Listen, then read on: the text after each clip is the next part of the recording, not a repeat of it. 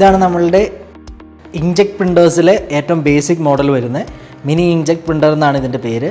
അപ്പോൾ ഇതിനകത്തായിട്ട് നമുക്ക് നമ്മളുടെ കാട്രിഡ്ജ്, ഇതാണ് കാട്രിഡ്ജ് വരുന്നത്. HP യുടെ കാട്രിഡ്ജാണ് നമ്മൾ യൂസ് ചെയ്യുന്നത്. കാട്രിഡ്ജിൻ്റെ ക്യാപ്പ് റിലീസ് ചെയ്യാം.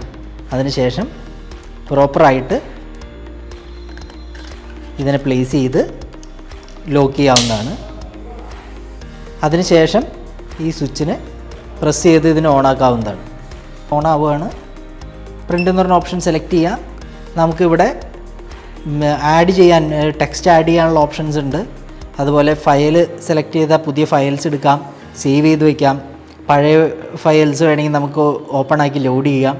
അങ്ങനെ ഒത്തിരി ഓപ്ഷൻസ് നമുക്ക് ഇതിനകത്തുണ്ട്. ഇത് ടച്ച് സ്ക്രീൻ ബേസ്ഡ് ആയിട്ടുള്ള മെഷീനാണ്. അപ്പോൾ നമ്മളിപ്പോൾ ഓൾറെഡി ഒരു 4 ലൈൻ മാറ്റർ സെറ്റ് ചെയ്ത് വെച്ചിട്ടുണ്ട്. പിന്നെ ഓരോ പ്രാവശ്യവും നമുക്കിതിനെ സെറ്റ് ചെയ്ത് നമുക്ക് പ്രിൻറ്റ് ചെയ്ത് നോക്കാം എങ്ങനെയാണ് നമ്മളുടെ പ്രോഡക്ട്സിൽ പ്രിൻ്റ് വരുന്നത് എന്നുള്ളത്. അപ്പോൾ ആദ്യമായിട്ട് നമുക്കൊരു പൗച്ച് എടുക്കാം. ഈ പൗച്ചിൻ്റെ ബാക്ക് സൈഡിൽ നമ്മളൊന്ന് പ്രിൻ്റ് ചെയ്യുകയാണ്.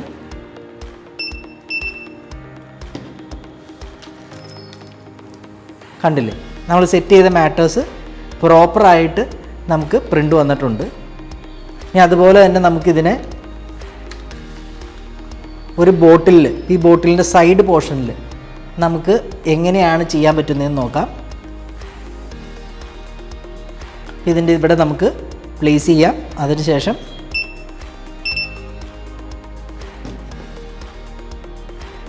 കണ്ടില്ലേ, പ്രോപ്പറായിട്ട് നമ്മുടെ മാറ്റർ ഈ ബോട്ടിലിൻ്റെ സൈഡിൽ പ്രിൻ്റ് ചെയ്ത് വന്നിട്ടുണ്ട്. ഇതുപോലെ തന്നെ നമുക്കിതിൻ്റെ നെക്കിനകത്തും നമുക്ക് സിമ്പിളായിട്ട് പ്രിൻ്റ് ചെയ്യാം. ഇതുപോലെ നെക്കിലും നമുക്ക് പ്രിൻ്റ് ചെയ്തെടുക്കാവുന്നതാണ്. ഇനി നമുക്കൊരു മെറ്റൽ സർഫസിൽ, ഇതൊരു മെറ്റൽ ക്യാപ്പാണ് വരുന്നത്. ഈ മെറ്റൽ ക്യാപ്പിൽ എങ്ങനെയാണ് പ്രിൻ്റ് ചെയ്യുന്നതെന്ന് നോക്കാം. പ്ലേസ് ചെയ്യുക. മെറ്റൽ ക്യാപ്പിലും പ്രോപ്പറായിട്ട് നമുക്ക് നമ്മളുടെ മാറ്റർ വളരെ ക്രിസ്റ്റൽ ക്ലിയർ ആയിട്ട് നമുക്ക് പ്രിൻ്റ് വന്നിട്ടുണ്ട്. ഇപ്പോൾ നമ്മൾ ആവശ്യമായ ഡീറ്റെയിൽസ് പ്രിൻ്റ് ചെയ്ത് കഴിഞ്ഞതിന് ശേഷം മെഷീനെ ഓഫ് ചെയ്യുക. ലോങ് പ്രസ് ചെയ്ത് ഓഫ് ആവും. അതിനുശേഷം കാട്രിഡ്ജിനെ പ്രോപ്പറായിട്ട് റിലീസ് ചെയ്യുക. ശേഷം ഇതിൻ്റെ ക്യാപ്പിനകത്തിട്ട് എയർ ടൈറ്റായിട്ട് കീപ്പ് ചെയ്യുക. അല്ലെങ്കിൽ നമ്മളുടെ കാട്രിഡ്ജ് ഡ്രൈ ആയി പോകാനുള്ള ചാൻസ് കൂടുതലാണ്.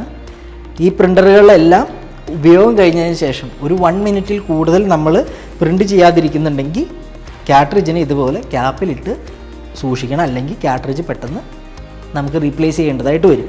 ഇതൊരു കൺസ്യൂമബിൾ പ്രോഡക്റ്റാണ്.